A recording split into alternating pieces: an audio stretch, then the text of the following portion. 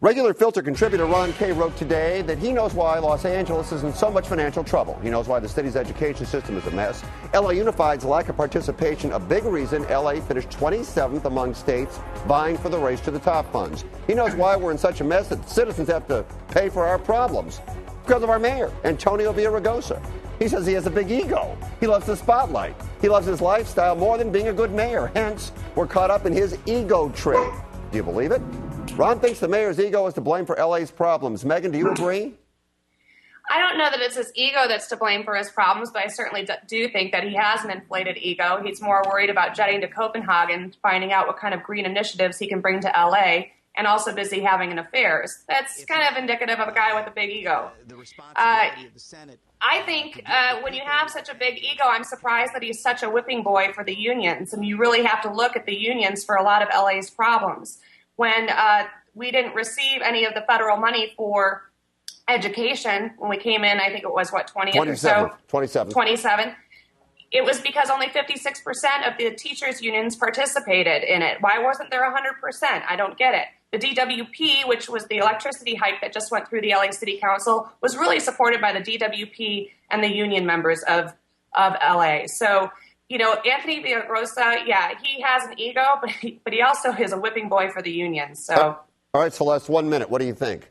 Antonio has an ego the size of Wyoming, but Megan's absolutely right. We didn't get the race to the top dollars because UTLA, the teachers union here in LA, and the California Teachers Union were completely obstructive. We didn't make the reforms we had to do, and actions have consequences, and that we cannot lay at the doorstep of Antonio. But we've got plenty, from potholes to DWP raises to how LA is spending $34 million in gang intervention and prevention money that was supposed to be transparent, that hasn't been, that we can happily lay at his feet.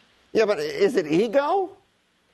No, I mean, Antonio never met a camera he didn't like, but does that affect his policies? Absolutely not. It affects his press availability. Well, right, and he's the mayor. He should meet every camera and like it. That's his job. He's the mayor. Well, absolutely. I love Ron, but I think this is just plain silly. In the fact-based universe, there are a lot of reasons for these problems. And again, one of the biggest ones, the fact that we're not going to get anywhere near that $500 million that Tennessee got. That's a union problem. I'm a union supporter, but they have blown it and they've been obstructed. That's not Antonio's problem. All right. Well, a lot of people believe the union is to blame. Megan, let's move on here. I know you want to talk about that, but we want to get one more in.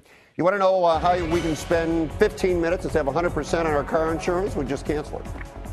Maybe you're right in November. The Repeal Mandatory Auto Insurance Initiative. California man has been cleared by the state legislature to seek signatures for a rather interesting ballot measure.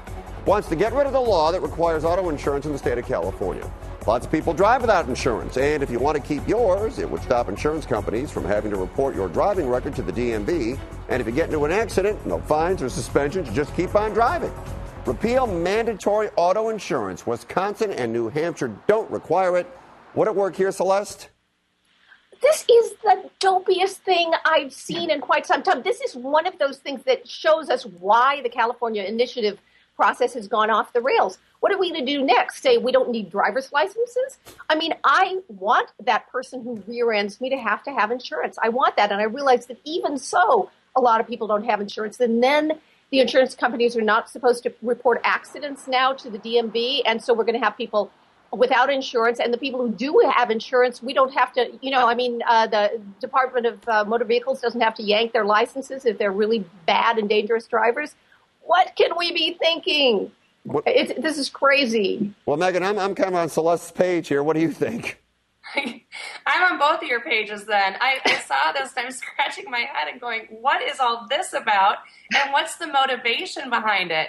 I really want to know what the motivation is behind this, because I guess the facts are, quote unquote, the facts. What they assume is this will save $25 million a year. Where, from who, why, how, what? It purports a lot of questions that you have to ask yourself.